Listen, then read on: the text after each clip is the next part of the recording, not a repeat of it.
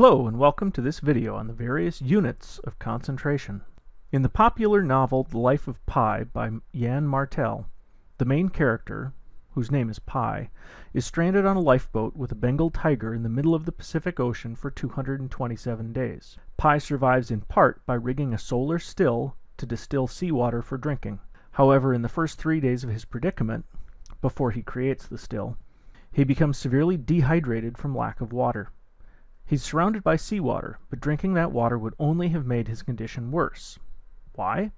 Seawater actually draws water out of the body as it passes through the stomach and intestines, resulting in diarrhea and further dehydration. We can think of seawater as a thirsty solution, one that draws more water to itself. Consequently, seawater should never be consumed as drinking water. Seawater is a thirsty solution because of this tendency toward mixing. Recall our discussion of entropy and mixing from the solution energetics video. As seawater moves through the intestine, it flows past cells that line the digestive tract. These cells consist of largely fluid interiors surrounded by membranes. Cellular fluids themselves contain dissolved ions, including sodium and chloride, but the fluids in the cells are more dilute than seawater. Nature's tendency towards mixing, which tends to produce solutions of uniform concentration, together with the selective permeability of the cell membranes, which allows water to flow in and out, but restricts the flow of dissolved solids, cause a flow of solvent out of the body's cells and into the seawater. In this way, the two solutions become more similar in concentration, as though they had mixed. The solution in the intestine becomes somewhat more dilute than it was, and the solution in the cells becomes somewhat more concentrated. The accumulation of extra fluid in the intestines causes diarrhea, and the decreased fluid in the cells causes dehydration. If Pi had drunk the seawater instead of constructing the solar still, neither he nor his companion, the large Bengal tiger, would have survived their ordeal. As we have seen, the amount of solute in a solution is an important property of the solution. For example, the amount of sodium chloride in a solution determines whether or not the solution will cause dehydration if consumed. A dilute solution contains small quantities of solute relative to the amount of solvent. Drinking a dilute sodium chloride solution does not cause dehydration. A concentrated solution contains large quantities of solute relative to the amount of solvent. Drinking a concentrated solution of sodium chloride does cause dehydration. Common ways of reporting solution concentration include molarity, molality, parts by mass, parts by volume, mole fraction, and mole percent. We have seen two of these units before, molarity and mole fraction. In the following section, we review the terms we have already covered and introduce the new ones. The molarity of a solution is the amount of solute in moles divided by the volume of solution in liters. Note that molarity is moles of solute per liter of solution, not per liter of solvent. To make a solution of a specified molarity, we usually put the solute into a flask and then add water, or another solvent, to the desired volume of solution, as shown here. Molarity is a convenient unit to use when making, diluting, and transferring solutions because it specifies the amount of solute per unit of solution. Molarity depends on volume, and because volume varies with temperature, molarity also varies with temperature.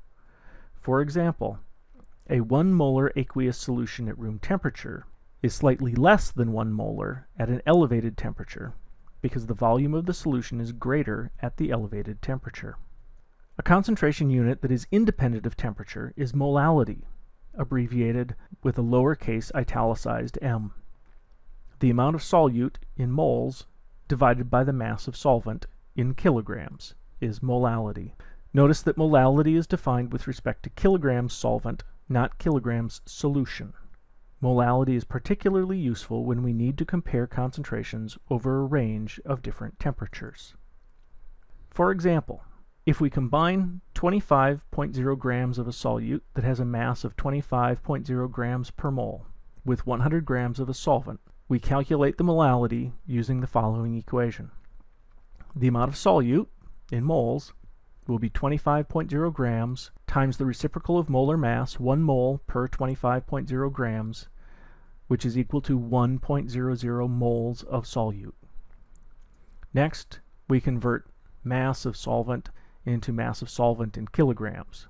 100 grams times 1 kilogram per 1,000 grams is 0.1000 kilograms. Finally, to calculate molality, we divide the amount of solute in moles, 1.00 moles, by the mass of the solvent, 0.1000 kilograms, and this tells us that we have a 10.0 molal solution.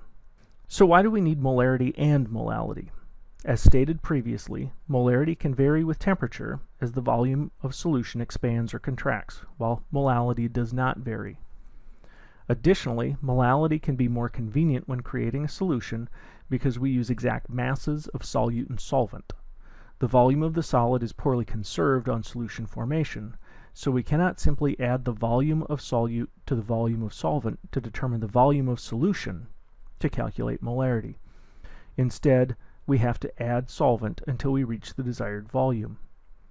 This phenomenon is illustrated by the image at right.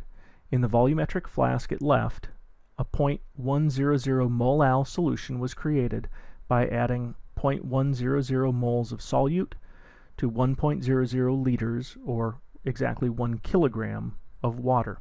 In the flask on the right, a 0.100 molar solution was created by adding just enough water to give a final volume of 1.00 liters to the 0.100 moles of solute. Notice that the final volume of the 0.100 molal solution is greater than the volume of 1 liter. It is often convenient to report a concentration as a ratio of masses. A parts by mass concentration is the ratio of the mass of the solute to the mass of the solution, all multiplied by some multiplication factor. The concentration of the solution determines the best parts by mass unit, and therefore the multiplication factor to use. For example, for percent by mass, the multiplication factor is 100. Percent means 100. A solution with a concentration of 14% by mass contains 14 grams of solute per 100 grams of solution.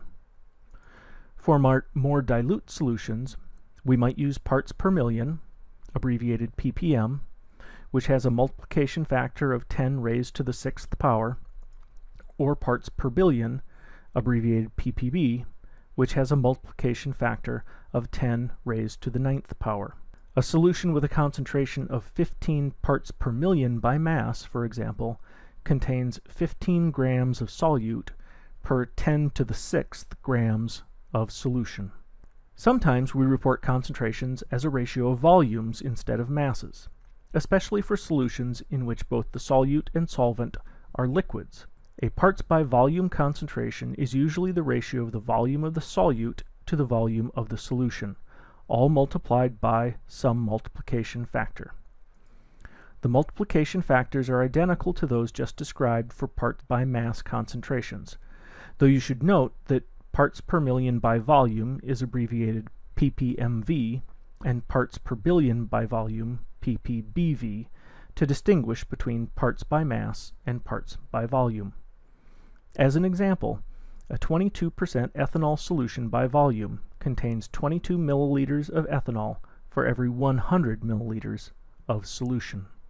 We can use the parts by mass or parts by volume concentration of a solution as a conversion factor between mass or volume of the solute and mass or volume of the solution.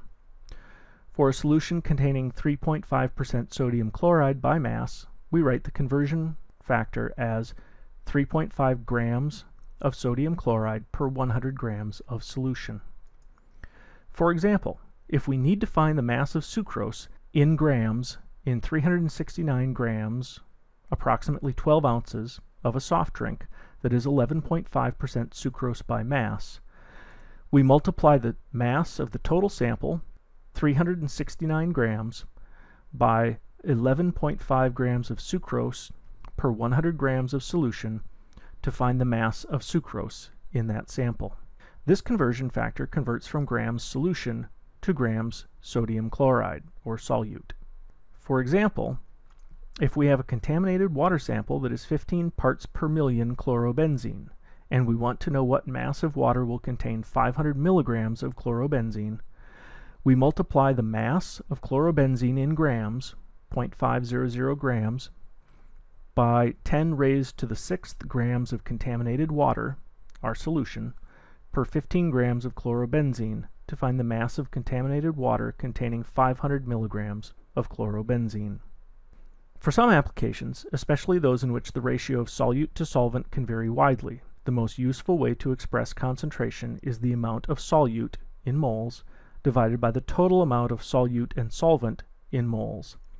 This ratio is the mole fraction. We can also convert this into mole fraction of solvent, which will come in handy as we start looking at changes in pressure due to solution formation. Also in common use is the mole percent, which is simply the mole fraction times 100%.